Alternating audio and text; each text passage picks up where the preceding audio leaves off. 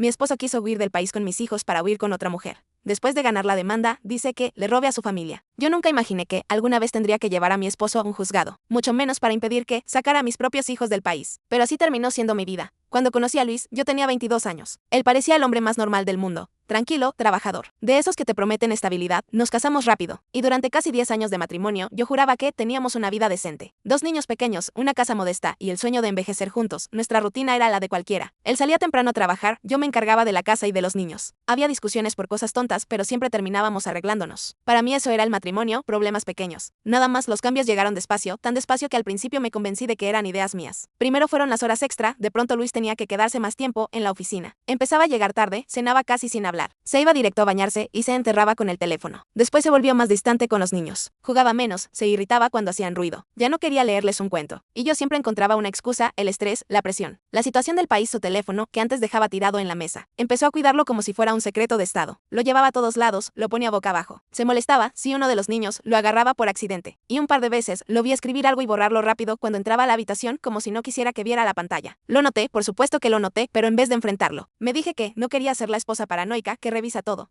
También lo sentía lejos, incluso cuando estaba en casa, se quedaba mirando al vacío. Se iba al patio a hablar por teléfono y si yo salía, bajaba la voz y decía que era del trabajo. Se acostaba dándome la espalda y cuando intentaba abrazarlo, se hacía a un lado, decía que estaba cansado, que no tenía cabeza para nada. Yo respiraba hondo, me tragaba las dudas. Y me repetía una y otra vez que no podía destruir un matrimonio por sospechas, que todos los hombres pasan por etapas raras, que quizá era una crisis de edad, que, si yo aguantaba tantito, todo volvería a ser como antes. Me dolía sentir que ya no me miraba igual, pero me dolía más aceptar que algo grave podía estar pasando. Como si eso no fuera suficiente. Mi mamá empezó a enfermar, vivía en otra ciudad, y de repente mi vida se partió en dos. Por un lado mi casa, mis hijos, mi esposo distante, y por el otro, los estudios médicos de mi mamá, las llamadas del doctor, la posibilidad de que tuviera que viajar a cuidarla. Me convencí de que no era buen momento para hacer preguntas incómodas, que debía enfocarme en que los niños estuvieran bien. Lo que no sabía, lo que en ese punto ni siquiera cruzaba por mi mente, era que, mientras yo intentaba sostener todo con alfileres, mientras buscaba pretextos para justificarlo, Luis ya estaba haciendo planes. Planes donde nuestros hijos sí aparecían, pero yo no. La tarde en que todo dejó de ser solo paranoia parecía igual que cualquier otra. Los niños veían caricaturas en la sala, yo revisaba unos pagos del banco porque planeaba ir a ver a mi mamá el fin de semana. Y la computadora familiar estaba encendida en la mesa del comedor. Con la sesión de Luis abierta, iba a cambiar a mi correo y cerrar el suyo. Sin darle importancia, cuando apareció una notificación. Un correo con un asunto raro, algo como opciones para empezar de cero. Y debajo varios mensajes recientes del mismo contacto. Dudé un segundo y en vez de darle a cerrar, hice clic.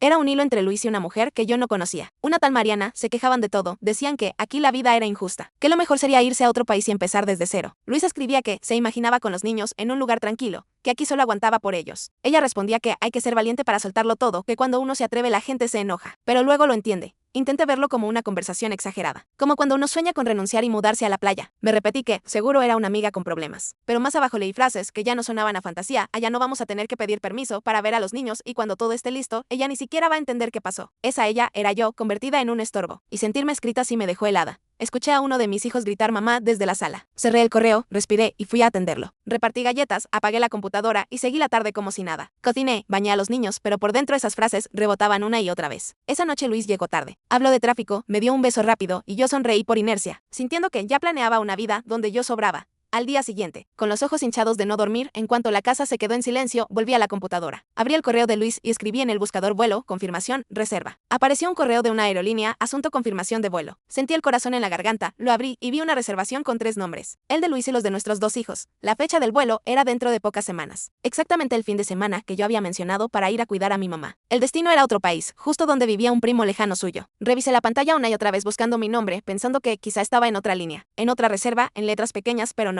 Solo estaban ellos 3, el correo decía que los boletos estaban pagados, con número de vuelo, horario y asientos asignados. Abajo aparecía la opción agregar pasajeros y la casilla estaba vacía. No podía decirme que solo estaba viendo precios. No podía decirme que era una prueba, esa compra ya estaba hecha. Esperando el día marcado, me dejé caer en la silla. Sentí las piernas flojas, me llevé la mano a la boca para no soltar un grito. Y en la cabeza se me quedó una frase. Me los quiere quitar, me los quiere quitar. De inmediato las piezas encajaron. Las horas extra, el teléfono pegado a la mano. La distancia con los niños, la frialdad conmigo. Los correos con Mariana hablando de empezar de cero. Todo formaba parte del mismo plan, volví al hilo con ella. Ahora leyendo con otra mirada, y vi que ya no hablaban solo de algún día. Ya estaban comparando escuelas en ese país, mencionaban varios más tranquilos para niños. El comentario de que con tu primo allá va a ser más fácil empezar. En un correo, Mariana le pregunta si no teme problemas legales. Y Luis responde que no, que mientras los niños estén con su padre. Nadie puede acusarte de nada. Apagué apagué la computadora. Me quedé un rato sentada frente a la mesa del comedor, escuchando el refrigerador y el tic-tac del reloj. Cada segundo sonaba como una cuenta regresiva. Pensé en llamarlo y reclamarle todo, pero miré las mochilas de los niños, sus dibujos, sus zapatos junto a la puerta, y sentí una calma fría que me decía que no podía actuar a lo loco. Por primera vez entendí que él llevaba meses planeando esto y yo apenas estaba despertando, que si reaccionaba sin pensar podía dejarle el camino libre. Esa noche, cuando Luis se acostó a mi lado y habló de un supuesto proyecto nuevo, yo lo escuché en silencio, mirando la oscuridad, y dentro de mí se acomodó una certeza si no hacía nada. Un día iba a abrir la puerta del cuarto de mis hijos y solo iba a encontrar las camas vacías. Cuando entendí que podía despertar un día y encontrar las camas de mis hijos vacías, algo dentro de mí se congeló y al mismo tiempo se encendió una parte que no conocía, una parte que no estaba dispuesta a dejar que nadie me los arrancara. El problema era que el enemigo no era un extraño, era mi propio esposo, el hombre al que le había dicho que sí en un altar, el papá que yo veía jugar en el piso con carritos y muñecos, y aceptar que ahora tenía que proteger a mis hijos de él fue una de las cosas más dolorosas que he sentido. Esa misma noche, mientras los niños dormían, me senté en la orilla de la cama y le pregunté a Luis, directa, si pensaba irse del país con los niños, si había comprado boletos de avión sin decirme nada. No levanté la voz, no lloré, solo lo miré fijamente, porque sentía que si me quebraba, él iba a usar eso en mi contra. Se quedó en silencio unos segundos. Se le tensó la mandíbula y luego se echó a reír, una risa nerviosa. Me dijo que últimamente veía demasiadas series, que cómo se me ocurría inventar algo así. Que seguro había visto un correo viejo o una cotización. Que yo siempre exageraba todo, que por eso estaba cansado. Porque nunca confiaba. Le respondí, con calma, que había visto los nombres de los niños y el suyo en las reservaciones. Que la fecha coincidía con el fin de semana, que yo quería ir a ver a mi mamá. Que no era una cotización, que los boletos ya estaban pagados. Ahí ya no pudo reírse, se levantó de la cama, empezó a caminar por el cuarto. Y entonces cambió la estrategia, me dijo que sí. Que había visto vuelos, pero que todo era una prueba, que quería sorprenderme con un viaje familiar, que por eso no estaba mi nombre, que lo iba a agregar después, que no lo había hecho porque yo siempre echaba a perder las sorpresas, que era una malagradecida. Cada frase venía con un giro que me hacía sentir culpable por atreverme a cuestionarlo. Cuando le mencioné a esa mujer, a Mariana, su tono se volvió más frío, dijo que era una amiga, que yo estaba revisando conversaciones privadas, que estaba invadiendo su espacio, que él también era persona y tenía derecho a hablar con quien quisiera, que si yo elegía ver malicia donde no la había, ese era mi problema, no el suyo. De pronto, sentir miedo por mis hijos se convirtió, en su discurso, en una falta de respeto hacia él. Las cosas se pusieron peor cuando dije que, si seguía viendo cosas raras, iba a ir con un abogado. Ahí sí se volteó por completo, me dijo que nadie me iba a creer, que si contaba esa historia, él iba a decir que yo estaba desequilibrada, que últimamente lloraba por todo, que no era una mamá estable, me lo dijo con una calma cruel, como si estuviera leyendo un guión que ya tenía listo. Los días siguientes fueron un juego extraño, él fingía normalidad frente a los niños. Hacía chistes en la mesa, hablaba de planes para las vacaciones. Y en cuanto quedábamos solos, se volvía cortante. Me recordaba que la casa estaba a su nombre, que el trabajo lo tenía él, que si esto terminaba mal, yo iba a salir perdiendo. Sus palabras no eran gritos, eran pequeñas puñaladas en voz baja, la familia de él. En lugar de preguntar qué pasaba, se puso automáticamente de su lado. Un día mi suegra me llamó para decirme que los hombres a veces necesitan sentir que pueden decidir cosas. Que no fuera dramática, que más quería, si Luis era buen proveedor. Que no hiciera escándalos frente a los niños. Que pensara en la imagen de la familia, entre sus ataques y las sonrisas falsas en las comidas familiares. Empecé a sentirme como una intrusa en mi propia casa, como si yo fuera la loca que quería destruirlo todo, mientras él se pintaba como el marido paciente que aguantaba a una esposa inestable. Cada vez que lo veía besar a los niños en la frente, me hervía la sangre, porque sabía que, detrás de ese gesto, ya existían boletos de avión sin mi nombre. Hubo una cena en casa de mis suegros en la que todos hablaban de cualquier cosa, y de repente alguien mencionó irse a vivir al extranjero. Luis dijo, muy sonriente, que a él le encantaría empezar de cero en otro lugar, y todos se rieron, brindaron, y yo lo escuché como si estuviera debajo del agua, porque entendí que ellos no veían un peligro. Ellos veían un sueño compartido donde yo era prescindible. Salí de esa casa con un nudo en la garganta, con mis hijos medio dormidos en el asiento trasero, y una frase de mi suegra resonando, piensa en la familia antes de hacer locuras. Manejé de regreso a casa con las manos temblando, y en ese trayecto oscuro me quedó claro algo para ellos. La familia era Luis y los niños, y yo era, como mucho, un obstáculo que se podía apartar. Esa noche, después de dejar a los niños dormidos, apagué las luces y me quedé sola en la cocina, con la mente dando vueltas. Intenté creer que eran ideas mías, una sorpresa mal planeada, lo que fuera, pero cada vez que cerraba los ojos, veía la reservación con 3 nombres. El de Luis y los de mis hijos, sin el mío, y entendí que sí seguía dudando. Él iba a ir un paso adelante. Me acordé de una vecina, Laura, que se había divorciado hacía años y siempre se mostraba tranquila, como alguien que ya había pasado por el fuego. Le mandé un mensaje corto, le pregunté si conocía a una abogada de confianza, le dije que era urgente y que tenía miedo por mis hijos. Me llamó enseguida, escuchó mi historia entre sollozos, y solo dijo una frase, muy seria, mañana te acompaño con mi abogada. Esto no lo puedes dejar pasar. Al día siguiente conocí a la licenciada Gómez en un despacho pequeño, nada espectacular, pero muy ordenado. Me dejó hablar, le enseñé los correos, las capturas, la confirmación del vuelo. Cuando terminé, me esperaba un estás exagerando, pero ella solo se acomodó los lentes y dijo que lo que Luis planeaba hacer se llamaba secuestro parental, que sacar a los niños del país sin mi consentimiento podía dejarme años peleando por ellos. Sentí que me quedaba sin aire, pero al mismo tiempo fue como si alguien por fin dijera en voz alta lo que yo ya sabía.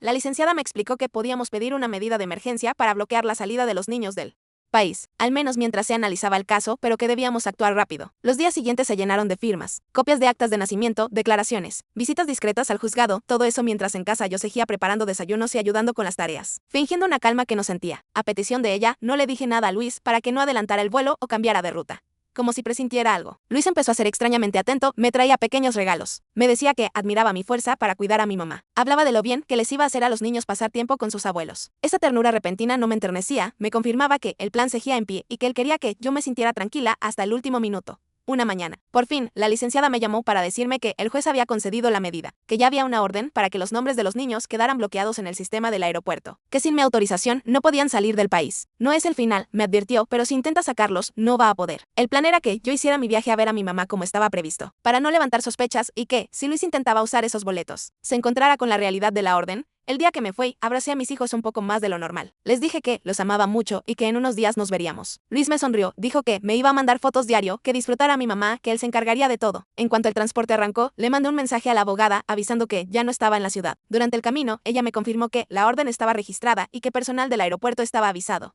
La mañana del vuelo, me desperté temprano en casa de mi mamá, con el corazón acelerado, mirando el teléfono cada pocos minutos. Después de la hora en que Luis solía salir de casa, la licenciada me escribió, ya van al aeropuerto. El tiempo se alargó hasta que por fin sonó el celular, contesté casi sin voz. Y ella me dijo que, en el filtro, había saltado la alerta. Que personal del aeropuerto le informó a Luis que los niños no podían salir sin mi permiso. Que él empezó a gritar que era una injusticia. Que solo era un viaje. Más tarde, Luis me llamó a mí, enfurecido. Me dijo que lo había humillado, que los niños habían llorado. Que ahora se había destruido a la familia. Que todo era culpa de mis paranoias. Yo escuché su rabia con las manos temblando, pero no me disculpé. Solo le respondí que lo único que había hecho era impedir que se llevara a mis hijos sin mí. Se quedó callado unos segundos. Me dijo que me iba a arrepentir y colgó. Me quedé viendo la pantalla apagada del teléfono, sintiendo una mezcla rara de alivio y terror. Ese día mis hijos no subieron a ese avión, seguían en su país a unas horas de mí. Pero también entendí que lo que venía después ya no iba a ser un problema de pareja. Ahora iba a tener que enfrentar a Luis y a toda su versión de la historia, frente a jueces, abogados y familias partidas en dos. Cuando Luis volvió del aeropuerto con los niños, llegó a la casa con una calma que daba miedo. Los dejó en su cuarto con una película, cerró la puerta y vino directo hacia mí. Se paró tan cerca que sentí el olor a sudor y enojo mezclados, y habló en voz baja como si tuviera miedo de que alguien más pudiera escucharnos. Me dijo que era una exagerada, que cómo se me ocurría meter a desconocidos en asuntos de familia, que había pasado una vergüenza enorme frente a los empleados del aeropuerto. Que los niños se habían asustado, que todo era culpa mía, que un simple viaje se había convertido en un drama porque yo estaba enferma de celos y control. Cada palabra iba cargada de veneno, pero lo peor fue cuando terminó con una amenaza: si quieres guerra legal vas a tener. Esa misma noche, dormimos en la misma casa. Pero ya no en la misma vida. Él se acostó en el sillón de la sala, hizo un show frente a los niños, diciendo que mamá y papá estaban enojados, que a veces los adultos discuten, pero que todo se arregla, y yo lo escuchaba desde el pasillo, con un nudo en la garganta, sabiendo que lo que se venía no era un simple enojo, era un proceso largo, frío, lleno de papeles y oficinas. Los días siguientes fueron una mezcla rara de rutina y terror. Yo llevaba a los niños a la escuela, hacía el súper, respondía mensajes y al mismo tiempo recibía llamadas de la licenciada, que me explicaba los pasos a seguir, la demanda formal, las medidas de protección, las audiencias preliminares, todo ese lenguaje que uno conoce solo cuando la vida se rompe. Luis, por su parte, empezó su propia campaña, primero con mi familia, llamó a mi mamá, le dijo que yo estaba exagerando, que el viaje era un regalo, que él jamás le quitaría a sus nietos, que alguien me estaba metiendo ideas en la cabeza, que la vecina chismosa, que era injusto que yo le hiciera esto después de tantos años. Mi mamá, enferma y a distancia, hizo lo que pudo, me llamó y me preguntó, con voz cansada, qué estaba pasando en realidad, y tuve que decirle la verdad. Que Luis había intentado sacar a los niños sin avisarme, que ya había boletos, que no era una idea. También empezó con nuestros amigos en común, de pronto me enteré de que les mandaba mensajes contándoles que yo lo estaba demandando de la nada, que quería quitarle a los niños, que me estaba volviendo loca, y algunos, por comodidad, escogieron creerle. Era más fácil decir no me meto que preguntar qué necesitaba yo. Mi refugio se volvió el despacho de la licenciada, esa oficina pequeñita con muebles viejos donde, por primera vez, sentí que alguien me creía sin juzgarme. Ahí escuché palabras que al principio sonaban frías: custodia, patria, potestad, régimen de visitas, pero que poco a poco se fueron convirtiendo en herramientas para proteger a mis hijos. La licenciada me explicó que no bastaba con haber bloqueado la salida del país, que teníamos que sentar un precedente. Dejar claro que Luis no podía tomar decisiones unilaterales con los niños. Presentamos la demanda por la vía familiar, argumentando el intento de traslado internacional sin consentimiento. Anexamos las reservas de vuelo, las conversaciones con esa mujer, las capturas donde él hablaba de empezar una vida nueva sin tener que pedir permiso para ver a los niños. Cada documento era, al mismo tiempo, una prueba y una puñalada, porque ahí estaba escrita, negro sobre blanco, la versión de la persona con la que yo había dormido 10 años. Luis respondía a la demanda con la estrategia que ya me había adelantado. Escribió que yo estaba inestable, que lloraba todo el tiempo, que tenía ataques de ansiedad, que por eso él había considerado mudarse, que lo hacía por el bienestar de los niños, que mi estado emocional era un riesgo, que no tenía apoyo familiar cercano, que estaba obsesionada con controlar cada uno de sus movimientos. Leer su versión fue como leer la historia de otra mujer, una caricatura de mí misma, sin matices, una loca posesiva aferrada a sus hijos como si fueran un trofeo. Y ver mi nombre al lado de esas palabras me revolvió el estómago. La licenciada me pidió que no me enganchara, que respondiéramos con hechos, que los jueces veían este tipo de tácticas ejido, que no era la primera vez que alguien intentaba ganar a base de desacreditar al otro. Aún así, el desgaste era bruto, teníamos que preparar mi declaración, reunir testigos, hacer un recuento cronológico de todo lo que había pasado.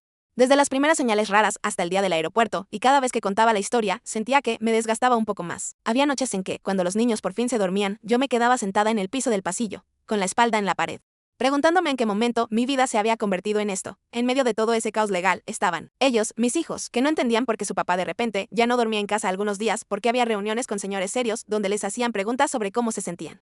Si se sentían seguros, si veían peleas. Y yo tenía que mirarlos a los ojos y decirles que todo iba a estar bien, aunque yo misma no supiera si era verdad. Llegaron las primeras audiencias, esos días en los que te levantas sabiendo que un desconocido va a escuchar partes de tu vida que nadie más había oído. Que tu intimidad se va a discutir como si fuera un expediente más. Recuerdo la primera vez que me senté frente al juez con las manos sudando y escuché a Luis decir, con voz quebrada, que él solo quería ser un buen padre, que jamás le haría daño a sus hijos. Que todo esto era producto de mis inseguridades y de la influencia de personas malintencionadas. Cada vez que él hablaba, sentía que me apretaba en el pecho porque si alguien entraba a la sala sin contexto, podría creerle, se veía tan convincente, tan calmado. Que por un segundo yo misma dudaba de mi memoria. Pero luego la licenciada mostraba los correos, las capturas de pantalla, las reservas de vuelo y los argumentos de Luis empezaban a verse llenos de huecos, de frases que no coincidían con lo que él decía en público. En una de las audiencias, el juez preguntó directamente por qué no figuraba mi nombre en los boletos, si se trataba, como él decía, de un viaje familiar, y Luis improvisó una respuesta torpe. Habló de promociones por fases, de que pensaba comprar mi boleto después, de que todo se había malinterpretado. Yo lo miraba y pensaba en todas las noches en las que me acusó de loca y ella estaba enredándose en sus propias mentiras frente a un juez además de las pruebas digitales. La licenciada insistió en que necesitábamos voces que mostraran cómo era nuestra dinámica antes de todo esto, amigas que hubieran visto las discusiones, vecinos que conocieran la rutina de la casa. Incluso maestros de los niños que pudieran hablar de su comportamiento, si habían notado cambios. Me costó mucho pedirle a la gente que se involucrara, porque sabía que algunos iban a alejarse, pero también entendí que no podía enfrentar esto sola. Para mi sorpresa. Aunque algunos se limitaron a decir que no querían problemas. Sí hubo quienes dieron un paso al frente, una amiga que había estado conmigo cuando lloré por primera vez al ver los correos, un vecino que había escuchado a Luis gritarme que los niños eran suyos. Una maestra que reportó que, en las semanas antes del aeropuerto, los niños estaban más inquietos, más distraídos, como si sintieran que algo estaba a punto de romperse. Poco a poco, el expediente se fue llenando, no solo de papeles, sino de voces que confirmaban que lo que yo veía no era producto de una imaginación enfermiza. Que sí había un patrón de control y manipulación. Pero cada avance también venía acompañado de un retroceso emocional porque cada audiencia era revivir el engaño, el miedo. La sensación de que mi propia vida estaba siendo proyectada en una pantalla gigante frente a desconocidos. Con el expediente cada vez más grueso y los días pasando entre citas en el juzgado y consultas con la licenciada, mi vida se volvió una rareza, mitad rutina de mamá, mitad guerra silenciosa. Llevaba a los niños a la escuela, hacía comida, ayudaba con tareas. Y entre una cosa y otra, leía oficios. Firmaba escritos y repasaba una y otra vez la misma historia para que quedara clara en papel. En una audiencia intermedia, el juez dictó medidas provisionales. Dijo que los niños seguirían viviendo conmigo, que Luis tendría un régimen de visitas en horarios fijos, que no podía sacarlos de la ciudad ni cambiarles de escuela sin mi autorización por escrito. Añadió que cualquier intento de hacerlo se consideraría un incumplimiento grave. Esa tarde, por primera vez en meses, sentí que alguien más veía el riesgo que yo veía. A partir de ahí, Luis bajó el tono en los mensajes, al menos en los que podían quedar registrados. Empezó a ser el papá perfecto de redes. Llegaba puntual, llevaba dulces, hacía fotos, subía historias hablando de lo mucho que extrañaba a sus hijos como si yo se los hubiera arrancado de los brazos. Pero cuando podía hablarme sin testigos, soltaba frases envenenadas que estaba destruyendo a la familia, que algún día los niños me iban a odiar, que nadie se iba a fijar en una mujer problemática como yo. La licenciada me repetía que no respondiera a eso, que todo lo guardara, que escribiera solo lo necesario. Aprendí a contestar con frases frías. Respeta el horario, cualquier duda. Háblalo con la licenciada, mientras por dentro me mordía la lengua para no decirle que lo único que había hecho era impedir que me arrancara a mis hijos de golpe. Los niños. Entretanto, vivían en un equilibrio falso. Veían a su papá ciertos días, con planes divertidos, juguetes nuevos y helado. Y el resto del tiempo me veían a mí, cansada, al teléfono, hablando de la señora de las leyes y recibiendo visitas de personas serias que tomaban notas sobre nuestra casa. Les dije 1000 veces que nada era culpa suya, que los adultos estábamos tratando de ponernos de acuerdo. Pero aún así hubo noches en que uno de ellos se metió a mi cama y me preguntó si un día tendría que elegir entre papá y mamá. Pasaron meses, con evaluaciones psicológicas, entrevistas, visitas domiciliarias. A mí me preguntaron de todo, desde cómo era mi infancia hasta qué hacía cuando discutía con Luis. A él también lo entrevistaron, y en los reportes se veía casi perfecto, un hombre trabajador, preocupado por el futuro de sus hijos, que hablaba de mudarse por oportunidades laborales y negaba cualquier intención de separarlos de mí. Entre líneas insinuaba que yo estaba deprimida, que no era estable, que necesitaba ayuda, leer eso dolía. Pero también me recordaba algo que la licenciada me repitió muchas veces, que en estos casos no bastaba con el discurso, que lo que pesaba eran los hechos, los correos, las reservas, los movimientos de dinero, que por mucho que Luis se pintara como la víctima, seguían existiendo boletos a nombre de él y de los niños, planeados justo para el fin de semana en que yo no iba a estar al final. Después de varios aplazamientos, llegó el día de la audiencia clave, esa en la que se iba a decidir la custodia y el tipo de convivencia. Me desperté antes de la alarma, me quedé sentada en la cama un rato, respirando hondo, y luego me obligué a levantarme, a vestir a los niños, a dejarlos con una amiga de confianza como si fuera un día cualquiera, aunque por dentro sintiera que estaba caminando hacia el borde de un precipicio.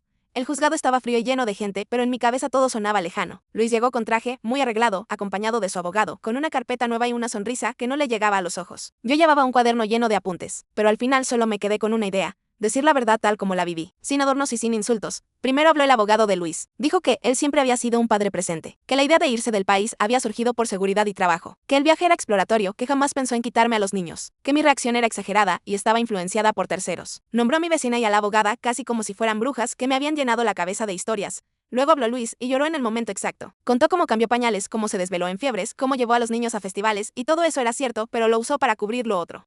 La parte en la que compró boletos solo a nombre de ellos tres. Dijo que nunca tuvo intención de lastimarlos, que solo quería darles una vida mejor. Mientras lo escuchaba, pensaba que, si no existieran pruebas físicas, cualquiera podría creerle. Cuando me tocó hablar a mí, sentí que las piernas pesaban, pero me levanté. Miré al juez y conté la historia como la había vivido. Hablé del correo con la confirmación de vuelo, de los nombres de mis hijos en un viaje internacional sin el mío, de la coincidencia con el fin de semana en que yo iba a estar fuera cuidando a mi mamá enferma, de los correos con esa mujer hablando de empezar de cero, sin mí en la ecuación. No lo pinté como un monstruo, pero sí dije que sus decisiones me habían hecho temer, de verdad, despertarme un día y encontrar las camas vacías. También hablé de los niños, de sus miedos, de sus preguntas, de cómo la tensión en la casa les había cambiado el carácter. No grité, no señalé con el dedo, solo dejé que se notara el temblor en mi voz, porque ese temblor también formaba parte de la historia. La licenciada cerró con algo que yo ya había escuchado, pero que necesitaba oírse ahí. Explicó que, en derecho familiar, existe la figura de sustracción o secuestro parental, que no solo es cuando alguien se lleva a la fuerza a un niño, también es cuando se planea sacarlo del país sin el consentimiento del otro progenitor, y que en nuestro caso no se trataba de un sueño abstracto, sino de un plan concreto. Con boletos pagados y fecha definida, el juez hizo algunas preguntas puntuales. Quiso saber por qué, si era un viaje familiar. No había ni un solo mensaje donde se me mencionara. ¿Por qué nunca se me informó formalmente del plan? Porque existían frases donde Luis hablaba de que yo no iba a entender qué pasó cuando todo estuviera listo. Cada pregunta dejaba al aire, sin gritos, lo que yo había sentido desde el principio, que mi ausencia en ese viaje no era un error, era parte del plan. Después vino un receso que se me hizo eterno. Nos llamaron de nuevo a la sala y sentí que el corazón me golpeaba en los oídos. El juez empezó diciendo que no era un caso fácil, que estaba claro que ambos queríamos a los niños, pero que también era evidente que se habían tomado decisiones muy graves a mis espaldas. Dijo, con todas sus letras, que de no haberse tramitado la medida de emergencia, Luis habría salido del país con los niños sin mi consentimiento, y que eso encajaba en la definición de intento de sustracción o secuestro parental. Luego anunció la resolución. Otorgaba la custodia principal a mi favor, Luis conservaría la patria potestad, pero con un régimen de visitas restringido y bajo condiciones específicas, horarios claros, supervisión en ciertas situaciones, prohibición absoluta de sacar a los niños del país sin autorización mía y del propio juzgado, obligación de avisar cualquier cambio de casa o trabajo. También señaló que ambos debíamos tomar terapia o cursos de parentalidad,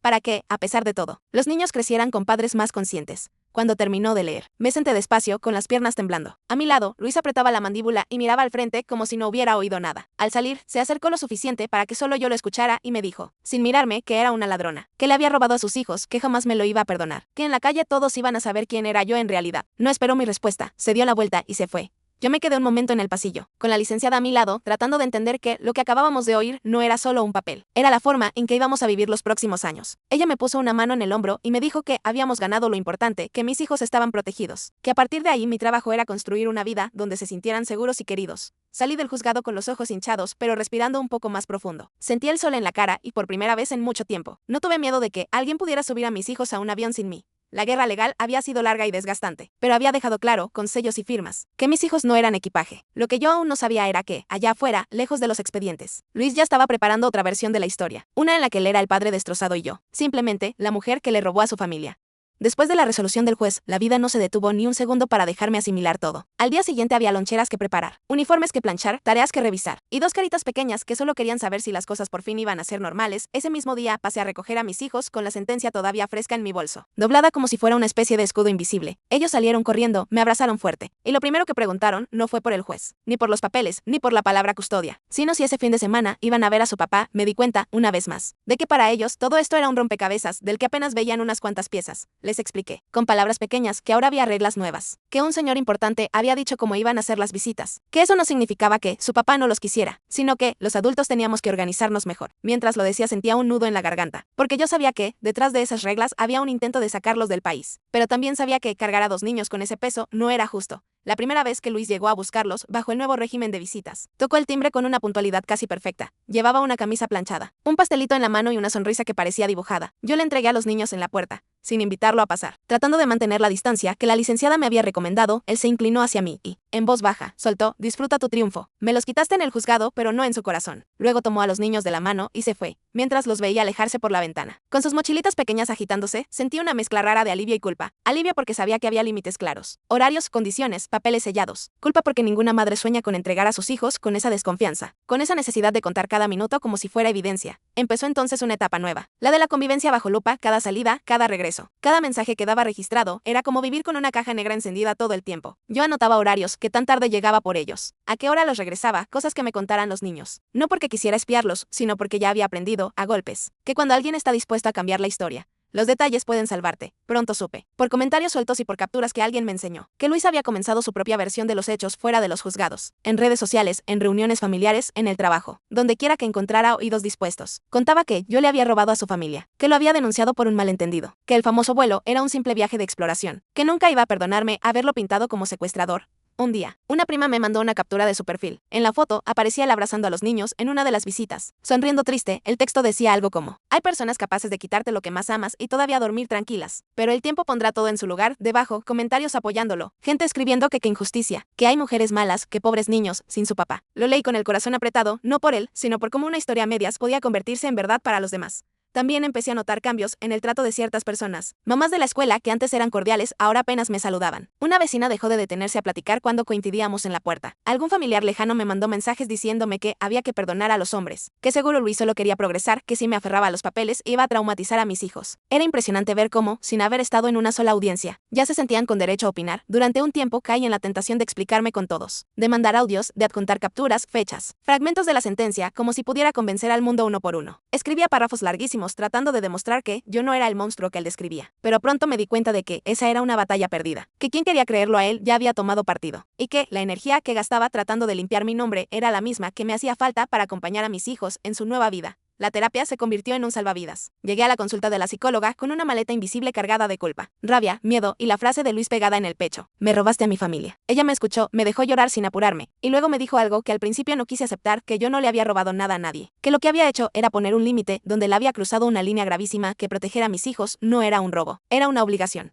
Poco a poco, sesión tras sesión, empecé a recordar la historia completa, no solo la escena del juzgado, sino las noches de incertidumbre, los boletos, los correos, el plan hecho a mis espaldas. Me vi a mí misma, no como la mujer despiadada que él describía, sino como una madre asustada que se negó a quedarse sentada esperando a ver si las camas amanecían vacías o no. Esa perspectiva no borró el dolor, pero me devolvió un poco de dignidad, un poco de confianza en que no había actuado por capricho. Con el tiempo, los intentos de Luis por doblar las reglas se hicieron más evidentes. Empezó llegando tarde a las visitas, devolviendo a los niños después del horario, diciendo que el tráfico, que un imprevisto, que no era para tanto. Yo anotaba cada retraso y se lo informaba a la licenciada. Me sentía pesada, como si estuviera exagerando, pero ella siempre me recordaba que las reglas existían por algo, que el primer paso para que alguien vuelva a cruzar límites es que sienta que no pasa nada.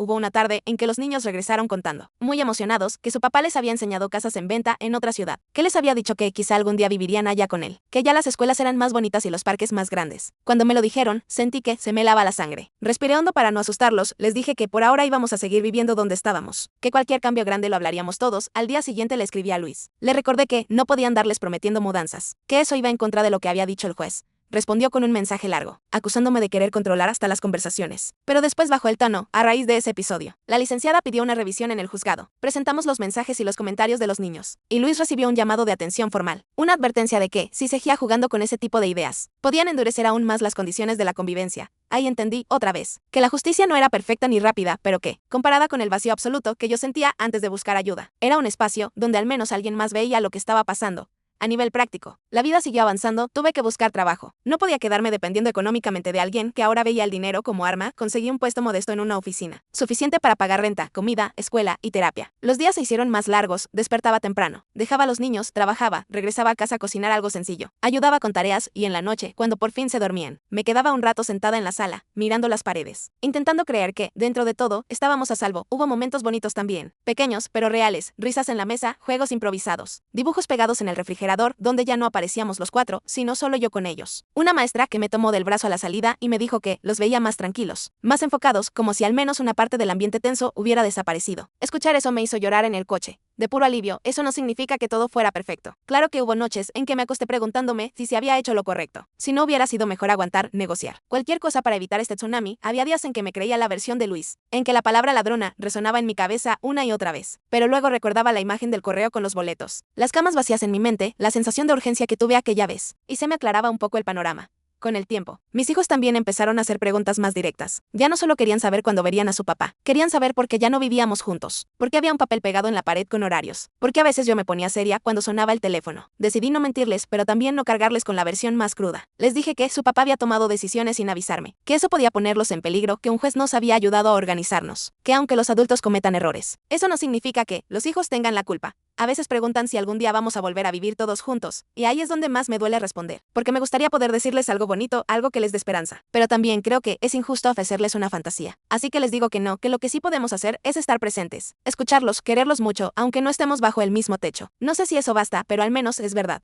Respecto a la gente que se quedó con la versión de Luis, he aprendido a soltar. Al principio me daba coraje cruzarme en la calle con alguien que me miraba raro, saber que en su cabeza yo era la mala de la película. Pero con el tiempo entendí que quien realmente importa es el círculo pequeño, quienes han visto mis ojeras, mis manos temblando, el miedo de esos meses. Ellos saben que no fue un capricho ni una venganza, fue un acto desesperado de protección. A veces me entero de que Luis sigue diciendo que le robé a su familia. Lo repite como un eslogan, como si esa frase lo ayudara a no mirar de frente lo que hizo. Yo ya no discuto, no entro a sus publicaciones, no respondo a las indirectas porque me di cuenta de que cada minuto invertido en su narrativa es un minuto que le quito a la vida que estoy construyendo con mis hijos hoy. Cuando veo hacia atrás, no veo la sentencia del juez. Veo a la mujer que temblaba frente a la computadora al descubrir esos boletos. Veo a la mamá que se subió a un transporte con el corazón partido para dejar que la ley hiciera su trabajo. Veo a los niños que, sin saberlo, se salvaron de despertar un día en otro país, sin sus juguetes, sin sus amigos, sin su casa. Y también veo las cicatrices que todo esto nos dejó, porque sería mentira decir que salimos ilesos. Sigo en terapia, sigo pagando cuentas, sigo lidiando con horarios, con tareas, con cumpleaños, donde hay que decidir cómo repartir tiempos para que nadie se sienta excluido. No soy una heroína de película, solo una mujer cansada que trató de hacer lo mejor que pudo con lo que tenía, y que a veces se equivoca, grita, pierde la paciencia, pero que ya no está dispuesta a dejar que nadie, ni siquiera el padre de sus hijos, decida por encima de su seguridad. Cuando escucho la frase, me robaste a mi familia, ahora la escucho de otra forma. Pienso que familia no es una foto perfecta en redes, ni un apellido compartido. Familia es quien se queda, quien protege, quien pone el cuerpo cuando viene la tormenta, aunque eso signifique quedarse con la fama de villana. Si ser la mala es el precio por mantener a mis hijos a salvo, entonces lo pago. Y por eso, cuando me quedo despierta, después de que todos duermen, me pregunto qué pensaría la gente si supiera la historia completa. No solo la versión de padre sufrido que se pasea con un letrero invisible de víctima de una mala mujer, sino todas las partes, las luces y las sombras. Me pregunto también qué harían en mi lugar, si arriesgarían a sus hijos por cuidar la imagen de un matrimonio, o si se sentarían en ese juzgado a que los llamen exageradas con tal de que nadie se los lleve sin permiso. Yo ya tomé mi decisión, y vivo con sus consecuencias cada día, así que les dejo la pregunta. A ustedes que escuchan todo esto desde fuera, ¿creen que hice lo correcto al ponerle un alto? ¿O piensan, como él, que le robé a su familia?